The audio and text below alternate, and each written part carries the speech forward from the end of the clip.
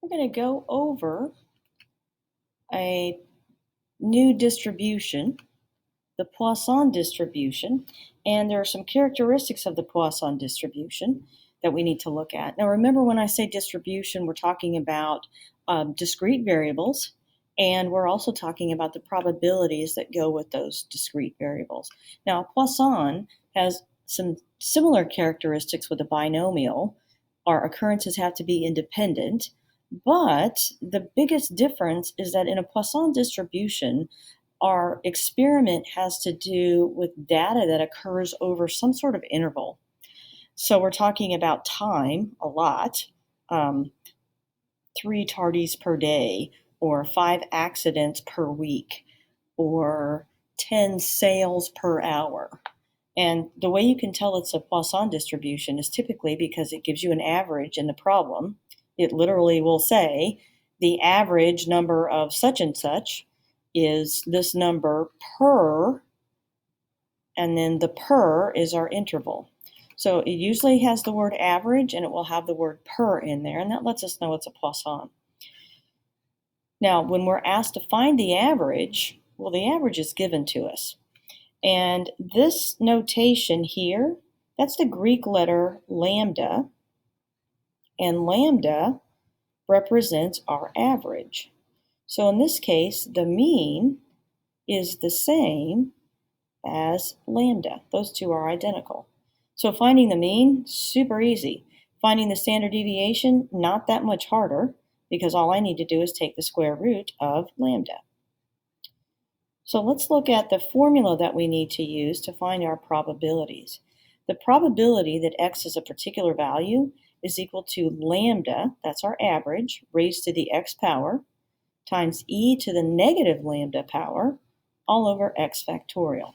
Now remember, e from Algebra 2 is related to that natural log, so typically it's a shift or a second function that you'll use on your calculator. And this exclamation point, that's not really an exclamation point, that's known as factorial.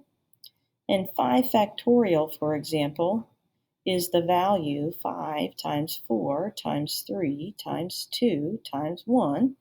And you'll find the factorial function on your calculator in the same place that you found your NCR. It's usually where the PRB menu is. So let's look at this example. On average, a household receives 9.5 telemarketing calls per week. So we know our lambda value, our average, is 9.5. And by the way, we could just make a note of what our average is. What's the probability that in a given week, a randomly selected household receives 6 calls?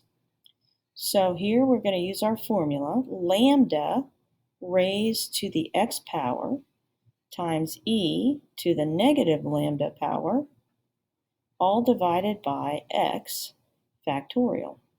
So 9.5 to the 6th power times shift or second, ln, to the negative 9.5. Now here you want to press equals, or if you've got a fraction key like Casio's do, you could not have to do that, or you want to use parentheses here.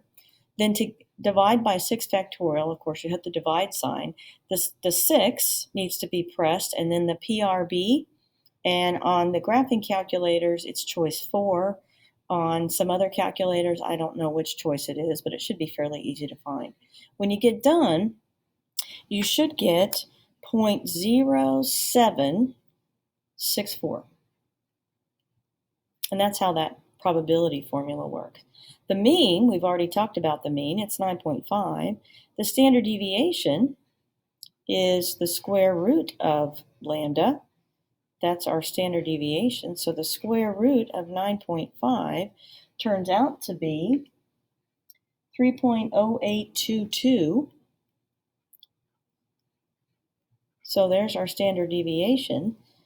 And maybe you recall that variance is equal to the standard deviation squared.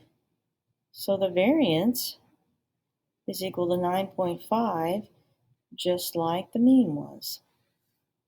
So pretty easy if you can keep it straight.